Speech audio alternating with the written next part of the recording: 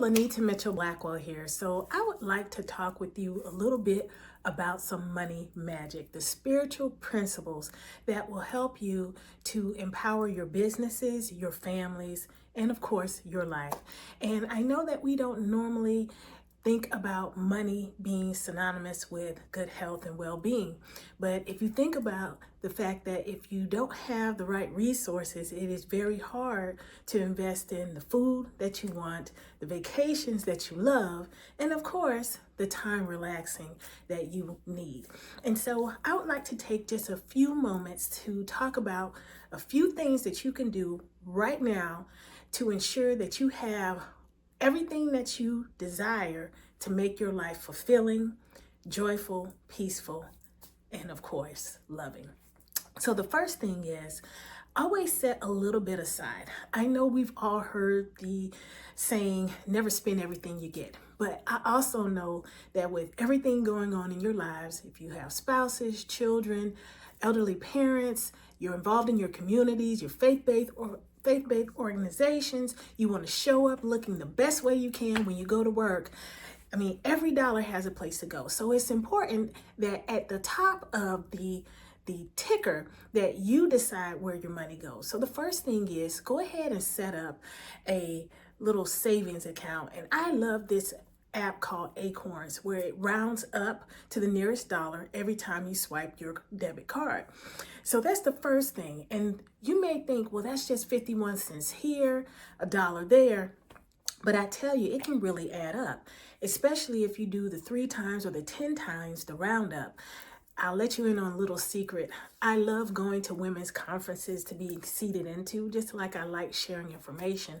And one of the things that makes it easy to do that is using the Acorn app. And there's also Stash, it does the same thing. The app allows me to save so that when I get to those conferences, I can shop like I want to. So that's the first thing. The second thing, when we're talking about allocating and directing our money where we want it to go, is I also put in a little bit for what I call the Taruma. I learned that term from Dr. Larry Reed, who has a church here in Atlanta, the Reformation Church. And what it is an honor seed. And you give that honor seed to the person who mentors you, develops you. It could be a pastor or a priest, or it could be a developmental coach or an elder in your community who gives you good, wise counsel when you need it. And that's 2% right off the top. And then, of course, it's the 10% that is the tithe. And that goes to your faith-based organization or a charity or an organization or a cause that you believe in that normally is a nonprofit, but it's not always. And that is designated. So once you have those 3 sets, now we can move on to the next basket, which is how we're going to live. So then we're going to take 10%, always off the gross, not the net, and we're going to split that into 3 parts. We're going to save 1/3 of that, and you can put that in an account like I use Robinhood. Then we're going to take another 1/3 and we're going to put in our parent honor account. So since I have 2 parents who are both retired, I take that amount, I divide it in half, and I give that to them. It is an incredible way to empower our elders so that when they need a little something, they have it and they don't always have to come and ask us for it. And then the 3rd bucket is our vacation fund. We do not work just so that we can say that we are great. We are.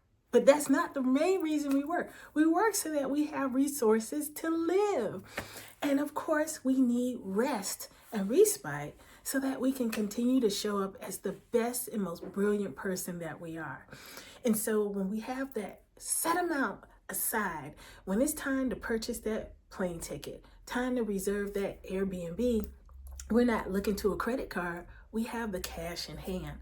The first time that I did that, we went on vacation to Miami, and because I had been faithful to this process for a year, we actually were able to pay for our Airbnb for the week in Miami in cash. We never touched our credit card. You can do these things no matter how much money you make. Just start. And when's the best time to start? Today. So just remember, when you empower yourself, you are now empowering your money, and you can now make choices that best represent who you are and how you show up in the world. And that is living a life full of peace, joy, and fulfillment. Have a great day.